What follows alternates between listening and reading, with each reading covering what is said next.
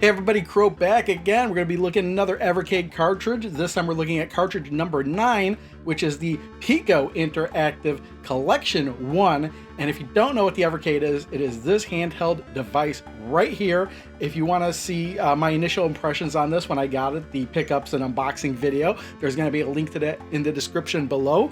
But this Piko Interactive Collection 1 was quite a doozy because there are 20 games on this, and I've covered cartridges that have had 20 games before. The Atari Collections 1 and 2 both had 20 games on them each. However, the difference is that the bulk of those were Atari 2600 games that I've already played before, so I was able to get them through them fairly quickly. This here is a collection of NES, Super Nintendo, and Genesis games, and 5 of them are RPGs, so this took me quite a bit of time to go through and play all the games to a point to where I could give them a rating. And speaking of ratings, I'm rating each game on a scale from 1 to 5. I'm giving a game a 5. I'm going to say it's great. That means that I found very little flaws with it. I found the game to be very fun. A 4 is what I consider to be a good game, a game I still had fun with, but there are still flaws I saw within the game that I felt could have been taken care of, or if things were done a little bit differently, it could have been even better. A 3 is what I consider to be an okay game. It's a game where I guess I'm on the fence about it. I don't know whether I like it or dislike it. There's obvious flaws that I feel could have been fixed. A 2 is what I consider to be a poor game. It's a game I didn't like at all for whatever reason. And a 1 is what I consider to be a utterly bad game. A game that I play it and there's no reason why I'd want to go back and play it again. Also, the scores that I'm giving the games are based on the games being played on the Evercade and not the original hardware, so things like save states and the lack of multiplayer will affect the scoring. And also, the scores are just based on my own personal opinions. There are games that I may not like that other people may like more than me. These are just, again, my own personal opinions. So, there are a lot of games to go through. I try to talk about each game for about a minute or two, but honestly, most of these games I talked for about 3 minutes. So this is going to be a really long video, so I think we should just jump into looking at the games on this thing. Game 1 is 8 Eyes. This game was originally released under Saga Corporation in 1988 in Japan and under the publisher Drakkhen in 1990 in the US. And it was originally released for the 8-bit NES. And I'd never played this game before, and at first glance this kind of just seemed like another Castlevania type game. But once you start playing it, the game seems really difficult, and I really felt like I was missing something. I mean, the guy has the bird, and it seemed like the bird was flying around randomly. All the enemies, regardless of what level you picked at the beginning, seemed to be pretty difficult. There was just a lot of stuff that I felt like I was missing, and it's because the manual only tells you half the story, because you can actually somewhat control the bird by making him fly around and attack. The interesting thing is that the bird has its own life meter, so if the bird's life meter runs out, you don't have the bird anymore. Also, this is less of a just attack all the creatures and run through the levels to get to the end type of deal, rather than we have to explore every inch of this castle before fighting the boss, otherwise you don't stand a chance type of game. You even have to attack like every brick wall in the castle, even the floors, to uncover power-ups to make you more powerful in order to be able to attack the boss. And also, there were rooms I thought I was just plain stuck in before I realized I can use the bird to attack the buttons to open the doors. But the game still has its flaws. The controls aren't the greatest. I mean, in order to use a sub-weapon and to control the bird, you need to hit multiple button combinations. It's just not intuitive, especially if you're under pressure by enemy attack. Also, I don't think it's entirely fun to have to try and break every brick to see if something's hidden underneath it. It gets a little bit tedious over time. And as I was playing this, I really didn't know what kind of score I was going to give it before I learned everything about controlling the bird and everything. I was considering giving this one a poor or a okay rating. I really didn't understand it, but now that I do, I'm going to give this one a good rating. It's not perfect by any stretch of the imagination, but I could definitely see myself coming back to this one.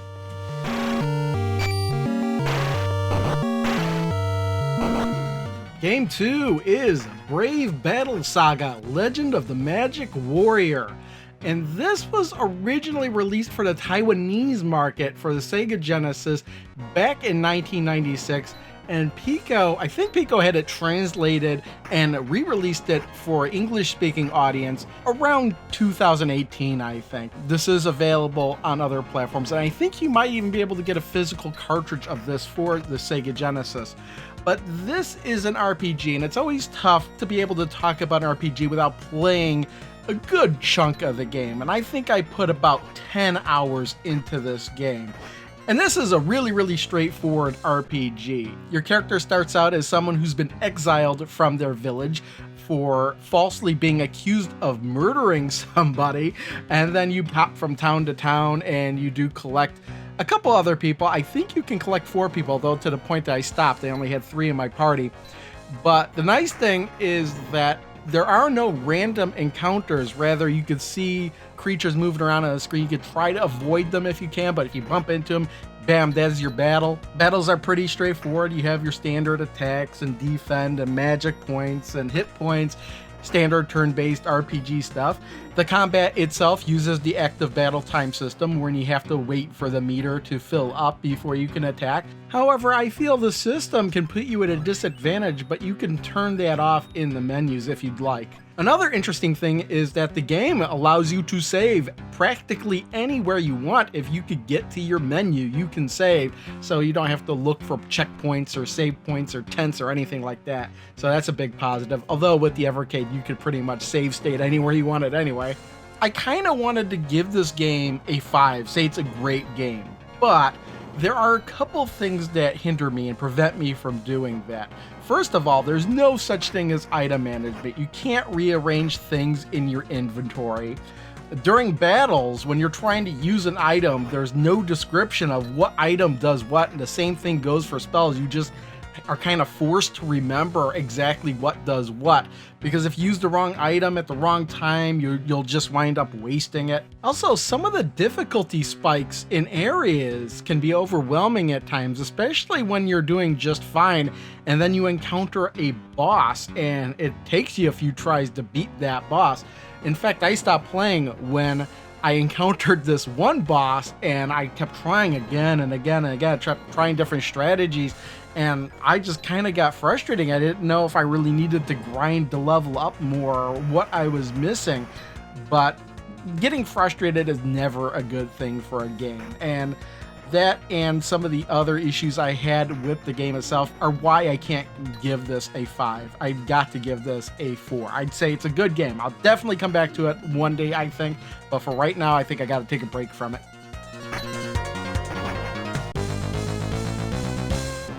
Game 3 is Canon: Legends of the New Gods. This was originally released for the Genesis/Mega Drive back in 1996, but only for the Taiwanese market. In recent years, Piko Interactive has gained the rights to this game. I don't know if they're the ones that did their translation, but there's a translation into English, and they have made it available for English-speaking audiences, especially here in the US for the Sega Genesis. This game is also available on Steam as of August 2020, and it's also available on this collection for the Evercade. And this is another RPG, and I had to spend some time with the game to get a really good feel for it, so I spent about 6 or 7 hours with it.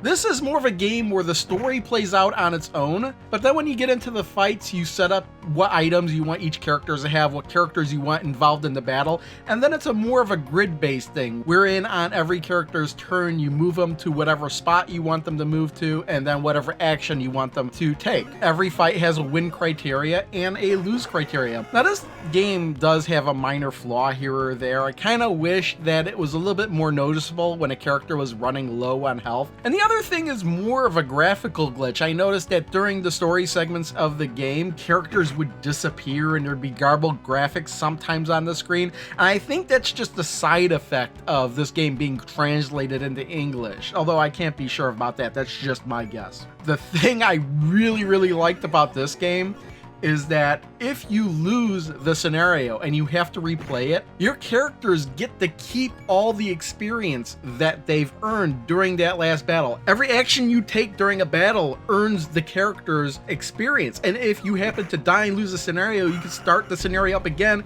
and you'll be stronger than you were when you started the scenario in the first place. So this is a game that I found not to be frustrating at all, because even when I lose, I know I can come back and do that scenario again and have more an advantage than the last time I did. Now, again, that may be taking away some of the challenge of the game, but it totally took away the urge for me to want to just quit the game and never play it again, because I knew that eventually I'd be able to win every fight. And the nice thing is the game lets you save before every battle, but some of the battles can be very, very long. So the advantage of the Evercade is you can save state during the battles if you'd like to. But then again, if you're gonna lose, you might as well just lose and start all over again, because you'll be more powerful the second time you play it. And I just found myself really entertained by this game. I didn't want to put it down. I'm giving this one a 5. This was great for sure.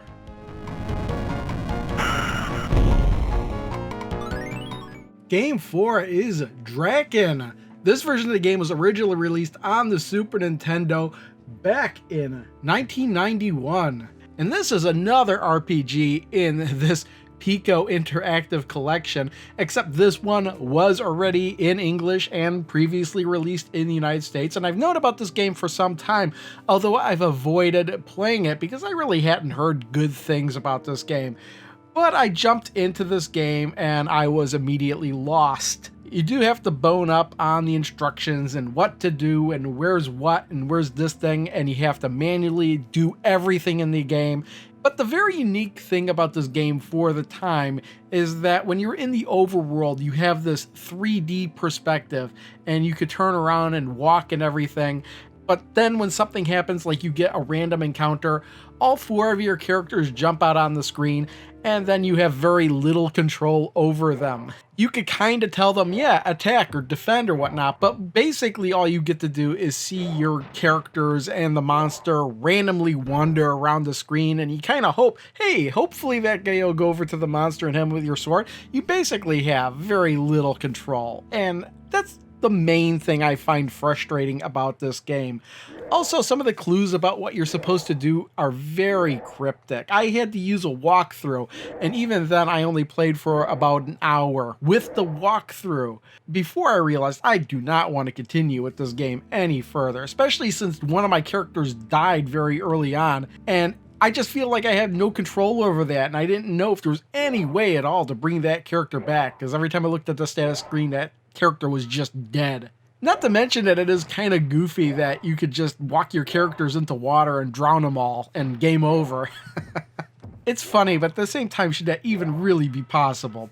I think you'd really have to be into this type of game to really enjoy it, and this just isn't my type of game at all. So I'm going to give it a 2. I just think this is poor, and I could see maybe coming back to this one for curiosity's sake, but really I don't think that's going to be anytime soon.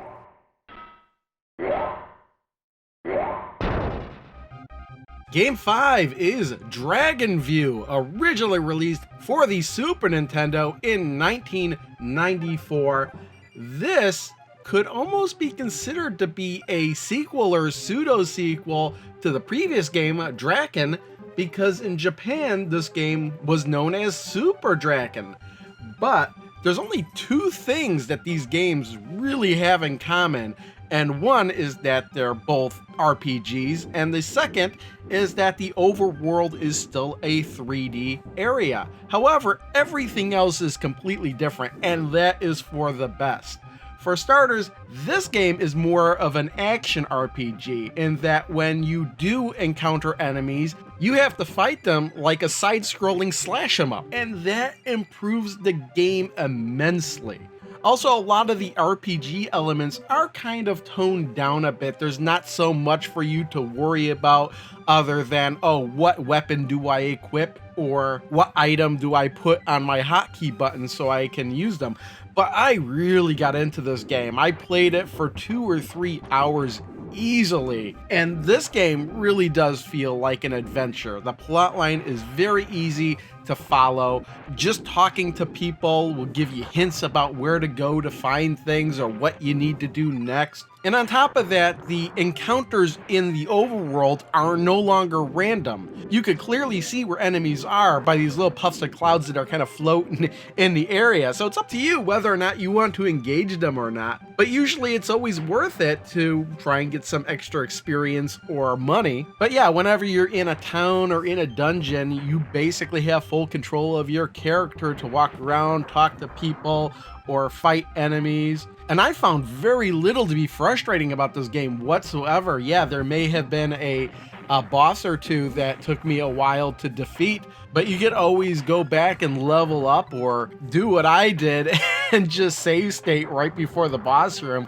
and make the attempts after attempts to try and take the bosses down without having to level up. But yeah, Dragon View on the Evercade is super fantastic. I'm definitely giving this one a 5. It's a great game, and I find it odd that I never heard of it before.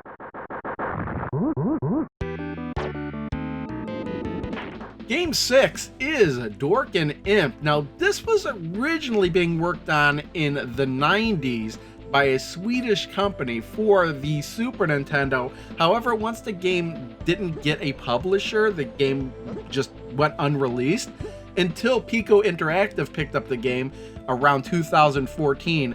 And as far as I can understand, they finished it up and then they finally released the game in 2015. And by the way, Dorke and Ymp is just the way I think the name of the game is pronounced. I really don't know if that's correct or not. But this game is described as a puzzle adventure platformer.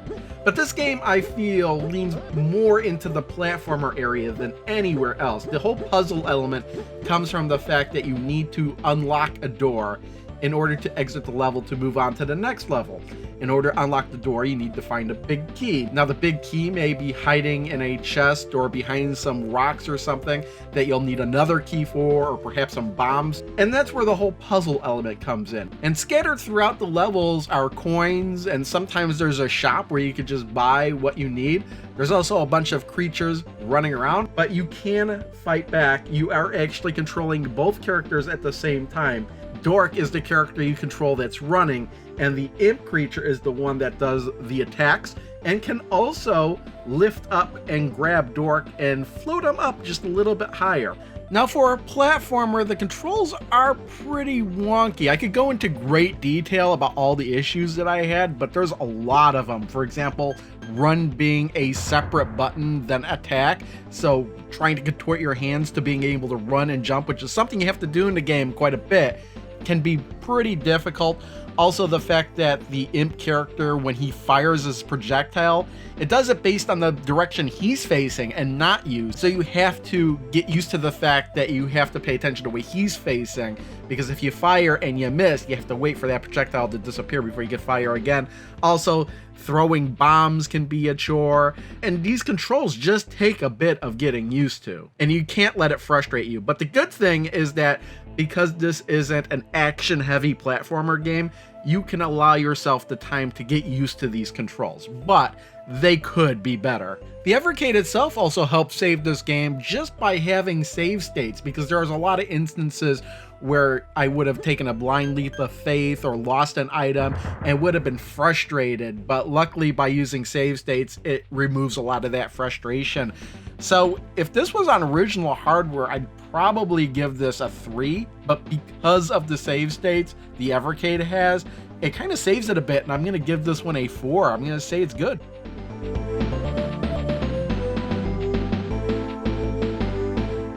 Game 7 is Iron Commando. This was originally released in 1994 in Japan. However, it never came over to the US until Piko got their hands on the rights to it and released it around 2015, and now we have it on the Evercade. And this is a side-scrolling beat-em-up, much like Final Fight or Streets of Rage. Although this beat 'em up seems to have a heavy emphasis on picking up items and using them.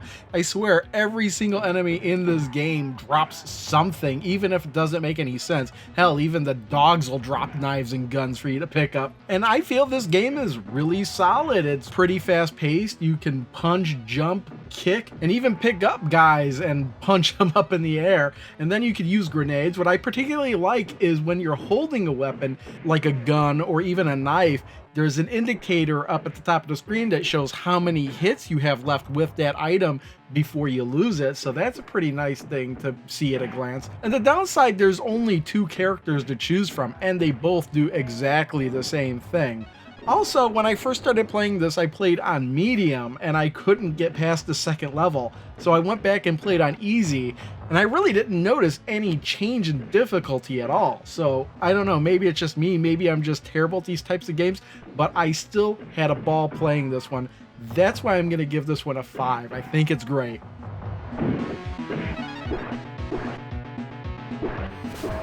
Game 8 is the Immortal. This version was originally released in 1990 for the Sega Genesis, and this is a game that I'm kind of familiar with because I've been seeing it like since it was released, and it always looked kind of cool, but it's also a game I never played. So I did give this game a chance. I did play it for a little bit, and it's exactly what I thought it was. It's a dungeon crawler that at times can be very brutal. I mean, you could take one wrong step and you're just dead. Now, the game does allow you to continue from a certain spot, but because this is on the Evercade, it's just more practical to save state a lot and then just reuse your save states. Because the game, even though you can continue, you can run out of continues and you'll just have to start from the beginning. But the game itself is very cryptic at times and does require some trial and error at moments. I mean, honestly, I would have never gotten out of the first area unless I had looked up a walkthrough and figured out that, oh, I need to be standing in a certain position. Use the amulet, but don't read it, because if you read it, you instantly die. And, you know, that's the thing about this game. You do instantly die a lot. And it can sometimes be frustrating unless you're expecting this to be that type of game.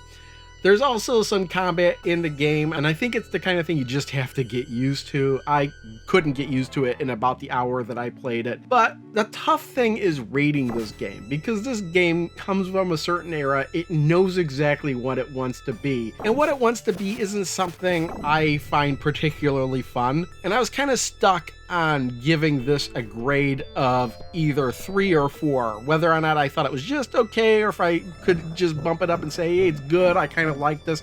But ultimately, I think I've settled on giving this a 3, just okay.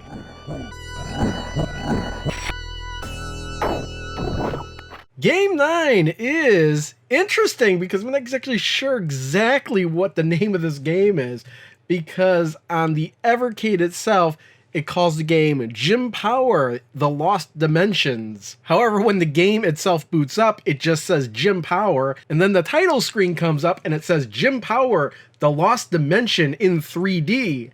And then when you look at the manual, it just says Jim Power, and then in the description, it calls it Jim Power, The Lost Dimension, and even Jim Power, The Lose Dimension. I think we'll just call this Jim Power for now. But this was originally released in 1993 for the Super Nintendo. And I've never played this game before, but like the Immortal, this game kind of has a reputation that precedes itself. And before I start playing the game, I kind of had 2 ideas about this game. One was that it was a run and gun platforming type of game, and the other is that this game is incredibly hard. Well, I was wrong about one of those things. You see, the game is more than just a run and gun platformer because it has multiple game modes once you get past the first level. It's also a top-down action puzzle type game and also a shoot 'em up of sorts. But yes, the game is very difficult, almost more difficult than I had anticipated. But luckily, again, with the Evercade, you can use save states to proceed through the game. And boy, let me tell you, I would take 3 steps and save state because things would just pop out of nowhere. And it's almost a flaw of the game if you have to use save states that much to proceed. But hey, some people may like the difficulty. And I'll admit it, even though I was save stating my way through the game, I was kind of enjoying it. But a big negative with the game is that it lets you enter into no-win scenarios on the 2nd level, where you're trying to navigate a maze. You have to collect keys to open up doors. But the problem is it will allow you to enter a state to where you cannot collect a key to open a door if you open up the wrong doors. And then you just have to sit there and wait for time to run out before you can restart the level again. So yeah, like the Immortal, I was on the fence as to whether or not to give this one an okay or good rating. After all, I was having a good time. But I will have to say that because I did have to save state so frequently, and it allowed me to enter no-win situations, and also the shoot 'em up gameplay is pretty damn unfair. Your ship is really big, enemies appear out of literally nowhere to shoot you dead. I'm gonna have to give this one an okay rating. I'm on the fence of this one. I kind of like playing it, but then again, there's no way I could give this a good rating.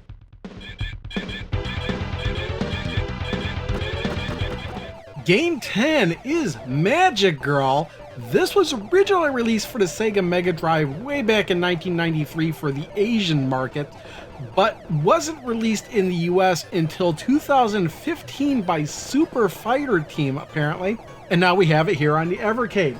And I'd never heard of this game before, and I was like, well, this seems really interesting. It's another kind of bizarre vertical shoot 'em up. I'm always up for a good shoot 'em up.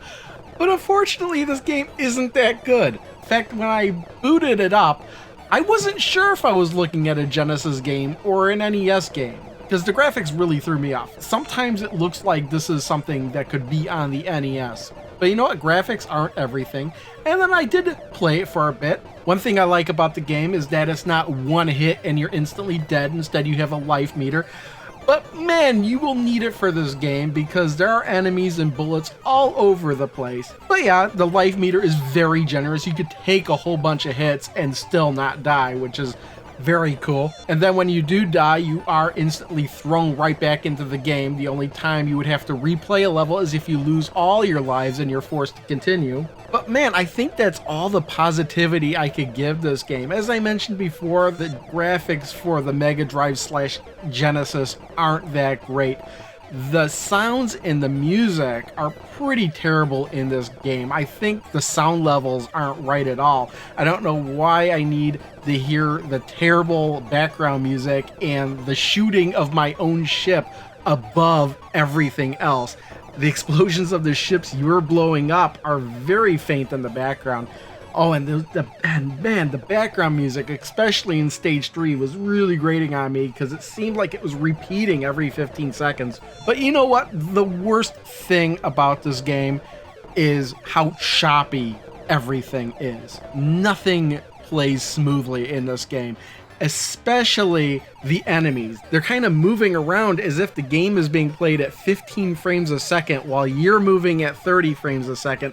And it really is distracting and annoying. And there was one boss in particular, for some reason, his bullets were moving at like 10 to 15 frames a second.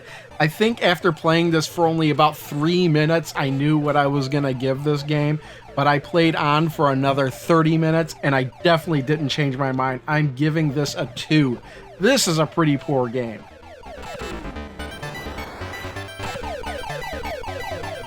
Game 11 is NightShade, originally released in 1992 for the NES. And I've heard about this game in the past, but this is my first time playing it. I knew it was some sort of action-adventure game, but in reality, this plays out more like a point-and-click adventure, except you are directly in control of the character. And on top of that, you do get involved in fight sequences where there is a bit more action than you would find in a point-and-click adventure. But the main bulk of this game is investigating areas, trying to find clues, grabbing items. And you know what? This game actually works out quite well once you get used to the controls. So what's happened in this game is that a criminal organization led by Sutek has pretty much taken over the city and crime is running rampant. And on top of that, they've killed the hero of the city, who was known as the Vortex. So your character kind of plays like this investigative gumshoe type of deal who plans to step up and face Sutek and his organization in order to bring crime under control. But to do that, you've got to gain popularity throughout the city as well as take on Sutek and his organization. And what really makes this game work is the humor involved in the game. Almost every time you investigate something, there's some sort of little quip or amusing reaction to the items.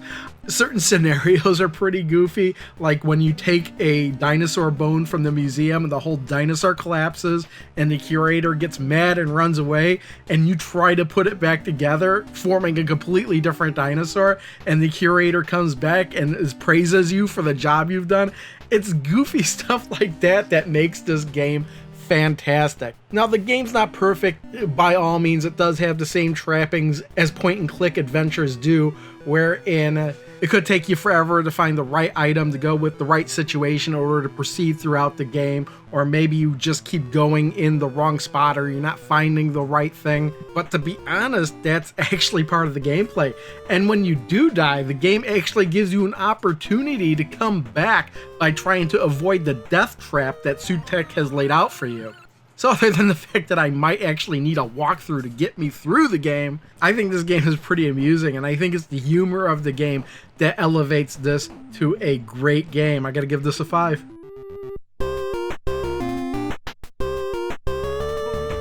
Game number 12 is Power Pigs of the Dark Ages. This was released in 1996 for the Super Nintendo. Yes, very, very late in the Super Nintendo's lifespan, so you might expect something pretty good here. This is a very clever sounding slash 'em up slash platformer type game where you control a pig mowing through hordes of enemy wolves because the Dark Wolf Wizard wants to eliminate the pig society, or some nonsense like that. And I don't mean nonsense in the bad term. I like nonsensical games like this. I mean, you are controlling a pig that's running around with his beer belly exposed the whole time. Your enemies are basically different varieties of wolves. You've got archer wolves and night wolves, and then wolves that are dressed up like damsels in distress that are firing missiles at you. Okay, yeah, unfortunately I feel that the creativity here is the best the game has to offer. The controls really aren't the greatest, and the enemy placement leaves a lot to be desired. Oftentimes you're being attacked before you even see the enemies on the screen, especially with the archers. Just arrows will come in from nowhere and hit ya. Wolves will run in off the screen right at you and you have practically no time to react. Not only that, but some of the levels have this maze-like quality to them where you're taking a lot of blind leaps of faith, hoping you don't land on spikes. There's a lot of these air pockets that float you around and you have very little control over it. In fact, one of the bosses has to be beaten while you're floating around on air pockets, and it feels like you have even less control than you normally do in the game. I kind of wanted to give this a 4, which I would consider a good rating, because I did find myself having a little bit of fun while playing it. But unfortunately, there are too many maze-like elements in the game, and sometimes the screen just gets overcrowded with enemies, and that just leads to a bunch of frustration. So I'm just gonna have to sit myself in the middle on this one and give this a 3, saying it's just okay. Although I feel like I may be a little bit generous by saying it's okay.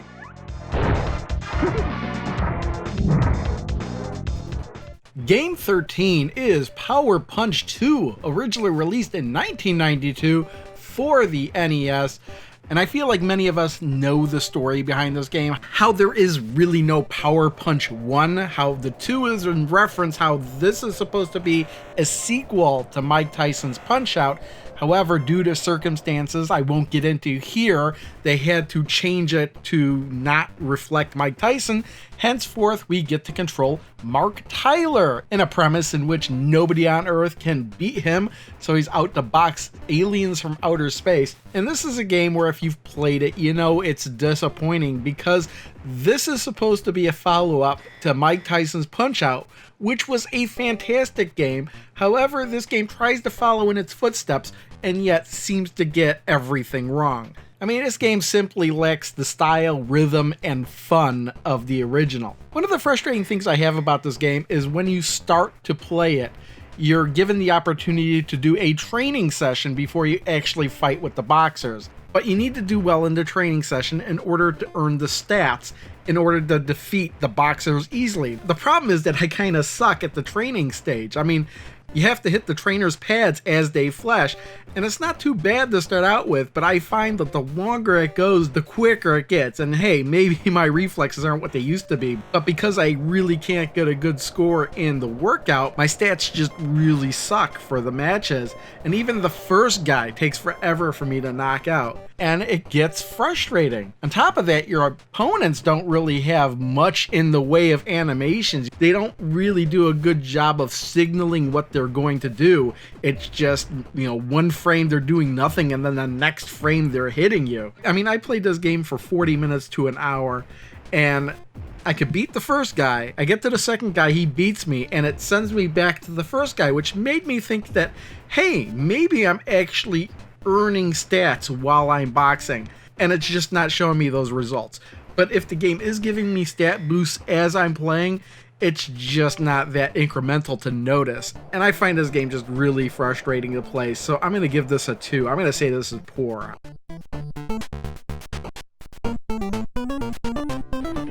Game 14 is Radical Rex, originally released in 1994. This is the Sega Genesis version.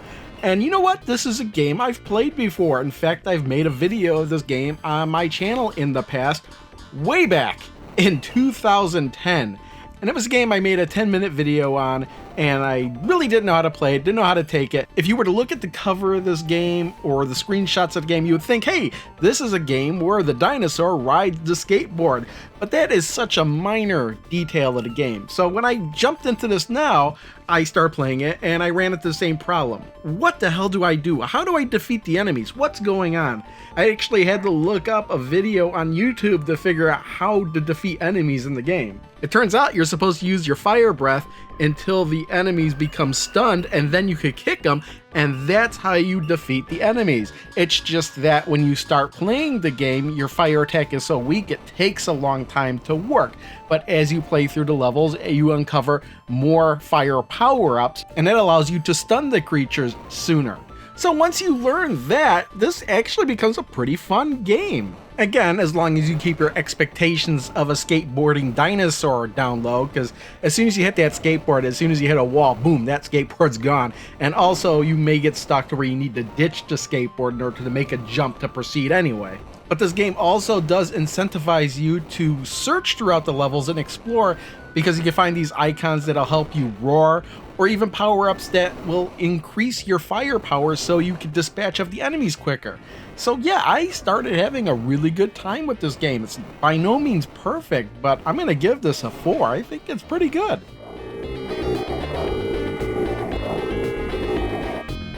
Game 15 is Switchblade. This was originally released in 1989, but the Sega Genesis version that's here on the Evercade was actually ported in 2019. And the Evercade lists this as a platformer, however, it's really not. It's more of a puzzle exploration type game. And when I first started playing this game, I started running and punching and just trying to fly through the levels like I would any other platformer. And you know what? This game just isn't that. This is just take your time, explore, find new areas, and once you get used to it, I found this quite enjoyable. And it looks like this game was originally released for the Atari ST, and it really feels like one of those old computer games that would only have one button for actions. Because you have 3 different types of melee attacks, and they all use the same button. If you just push the button briefly, you'll do a weak standard punch. If you hold the button down for a medium amount of time, you'll do a medium damaging high kick. And if you hold the button down to the max power, you'll do a very powerful low kick. And there's a very convenient meter at the bottom of the screen that indicates what type of kick you are doing, and that takes a bit of getting used to, but you know what? The game was actually designed around this. When most of the enemies approach you, they're not just going to come running at you, swinging and punching and firing at you. No.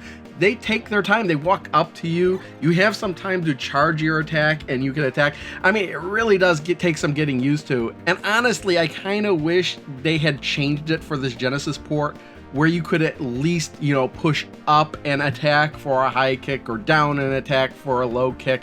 But I think they wanted to preserve the game as it was originally presented on these older computers.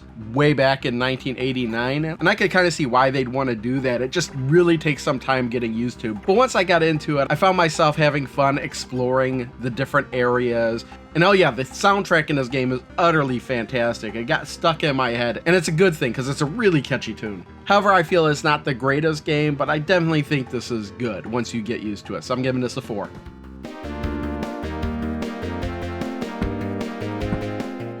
Game 16 is The Humans, originally released in 1992 for PC. This is the Super Nintendo version, which was originally only released in Europe, but Piko Interactive released this port in 2018. And I have vague memories of this game when it was originally released. You see, I remember it being touted as, oh, this game is like Lemmings. If you like Lemmings, you'll love Humans. And I really liked Lemmings. So I vaguely have this memory of playing the Humans way back when. I don't know how or why I did, but I remember not really liking it. So I was kind of dreading a little bit playing it here again, except this time it being a console version.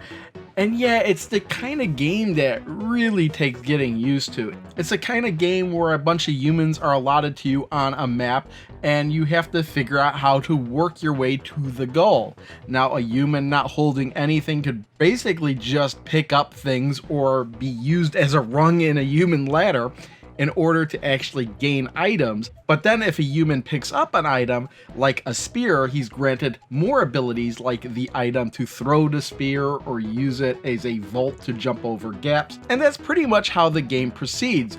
Where I don't like the game is in the controls because it is so unintuitive. For example, to cycle through the humans, you have to use the L and R buttons, but when you actually do have an item for that human, to cycle through the abilities they have, you have to hit the select button to select that ability, and then you have to hit another button to set up to use that ability, and then you have to hit another different action button and hold it down. Like if you want to throw a spear, you have to hold a different button down in order to gauge how far you want to throw the spear. I mean, it's 3 button presses for one action, and it's kind of ridiculous. On top of that, in order to get through some of the puzzles, it's just pure tedium. Because, for example, there may only be 1 spear, yet you need to get 5 humans across a gap. So you have to pick up the spear, you have to jump over the gap, throw the spear back, select another human, and repeat it 5 times. And that is where I really can't get into this game. And on top of that, some of the collision detection leaves a lot to be desired. There's a couple stages where there's a pterodactyl that flies around, and you actually have to time your jumps using all these crazy button pushes in order for the human to land on the pterodactyl, all while it's in motion and you've got meters to contend with. For a while, I thought it wasn't possible until I actually had to look up a video of somebody actually doing it, and then I realized, oh, I do have to do it. And thankfully, with the Evercade, you have the save state, so it removes a little bit of the frustration there, but I couldn't imagine playing this without the save states at all. I don't think it's bad enough to be a poor game, but I don't think it's good enough to be a good game. I'm giving this one a 3. I'm saying just okay, but it's kind of barely just okay.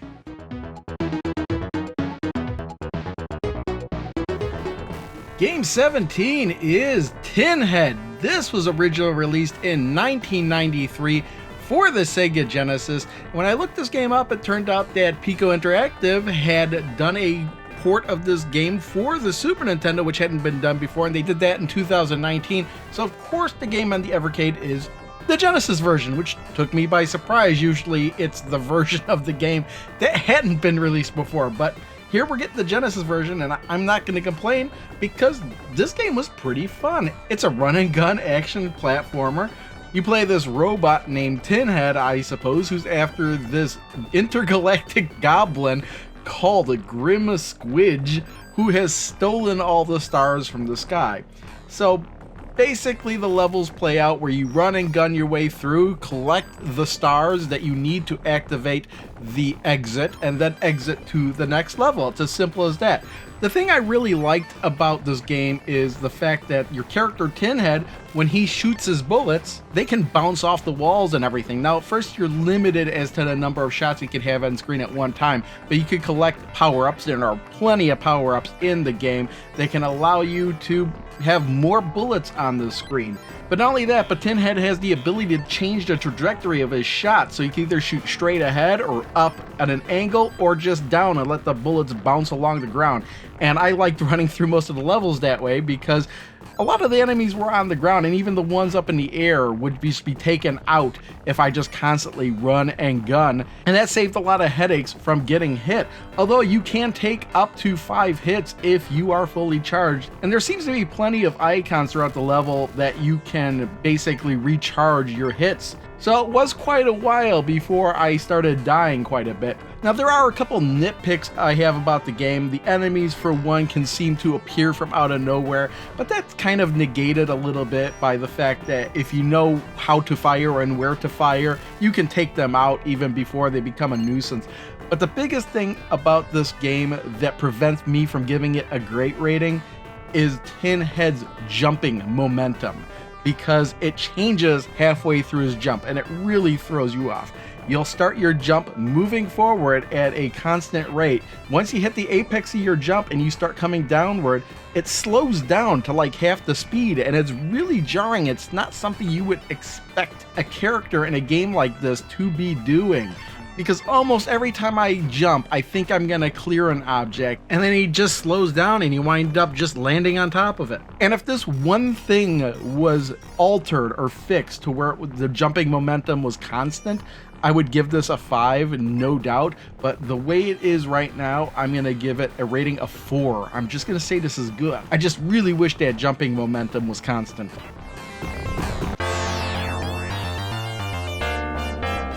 Game 18 is Top Racer. This was originally released in 1992 for the Super Nintendo under the name Top Gear, although in Japan it was released under Top Racer, but they had to change the name of the game everywhere because they no longer held the copyright to the name Top Gear. This is a perfectly good racing game. As the original name of the game suggests, shifting gears is a big priority here, so you don't even get the option to drive in automatic. There are a couple nitpicks I have about this game, like how the music is always playing and it seems to be louder than all the sound effects, and it makes it a little tough to hear your engine as opposed to looking at your speed and the meter to determine when you should be shifting. Also, there's the fact you don't really get to choose or customize your car in any way. But the bigger problems I have with this game is the fact that this is a permanently split screen game. And since you can only race against the computer takes up a whole half of the screen on the bottom portion. And because of your limited viewing angle, it can make some of the tracks a little tough to race on. Because if there's a lot of hills or whatever, you're kind of focused on a smaller area of the screen. You might miss some things and bump into objects before you knew they were coming. And this is especially true if you're going really fast. And also, the frame rate isn't really the best, and it's really noticeable when you're going really fast. So because of those two big issues, I cannot give this a great score. I'm gonna have to bump this down to a 4. It's still a good game though.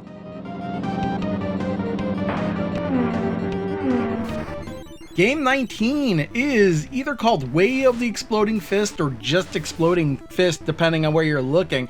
And this was originally released for computers way back in 1985. However, this is an NES port of those games that was originally going to be released by Beam Software. However, that project got canceled, and then in 2019, Piko Interactive got the rights to this game, and they released it, and here we have it on the Evercade. And I never played the original Way of the Exploding Fist, but this game really, to me, feels like Karate Champ, and I did not like Karate Champ. It's all the same thing here. The only difference really is that sometimes you have to face 2 opponents and not just one. I will say that I do like this a little bit better than Karate Champ, but the way the controls work are still rather goofy. They're not intuitive at all. And you'll be even more confused if you look in the Evercade manual for this game, because I don't think any of those controls are right. I looked up a facts on GameFAQs and it told me controls that made way more sense. But man, the controls really don't make any sense at all. If you just push up, you do a high kick. If you push down, you do a low kick. But if you push down and push A, then you'll do a back flip. But if you push up and push A, then you'll do a forward flip. And then you have to turn around manually, which kind of makes sense if you're fighting against more than one opponent. You would want to turn around manually. But I could never come to grips with the controls. And it just seems like you're fighting the same opponents again and again and again and again. The scenery barely changes at all. I really could not get into this. I could almost have a little bit of fun, but it's just the controls really kill it for me. This would be a little bit more fun if you could play against another person, but since you are stuck on the Evercade with one player, the 2 and 3 player options that are offered are really not accessible at all. In fact, if you select them, you're going to have to reboot anyway, because there's no way you can select player 2 or player 3's names. So yeah, like Karate Champ I gave way back in the Data East Collection 1, I'm going to have to give this one a 2. I'm going to say this is poor. This is just not that fun for me to play.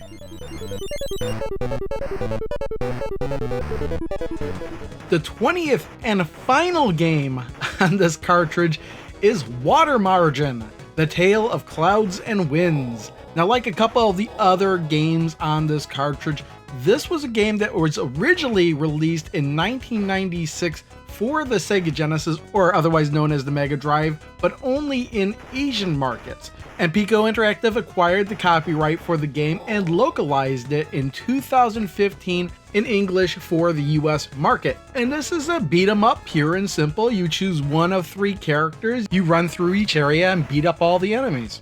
Occasionally you can pick up these icons which allow you to do magic, and that's kind of the main gimmick of the game. And I actually played through the whole game only to find out that I was playing on the easiest difficulty and I needed to play again on a harder difficulty. And so I did that, and while I was playing my batteries died.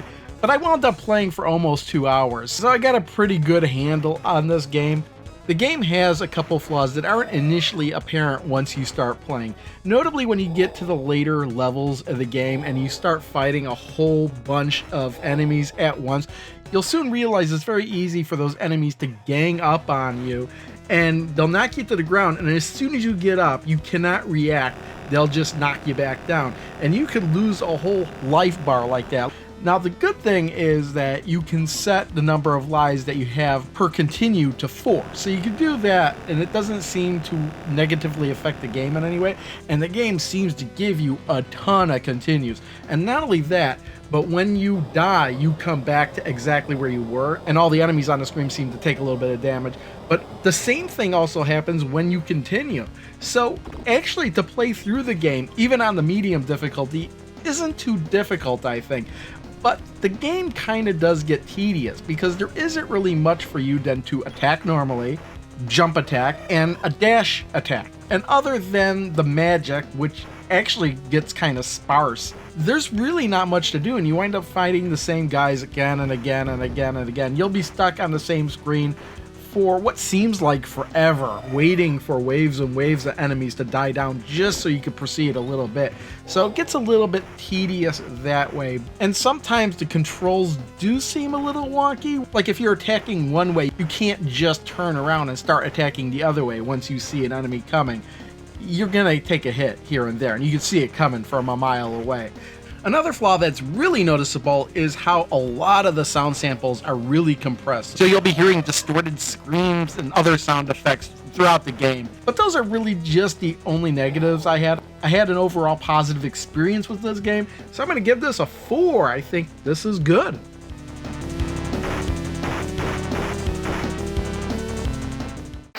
Whew, it took a while to get through, didn't it? Well, there you go. There's a look at all 20 games on the Piko Interactive Collection 1 cartridge.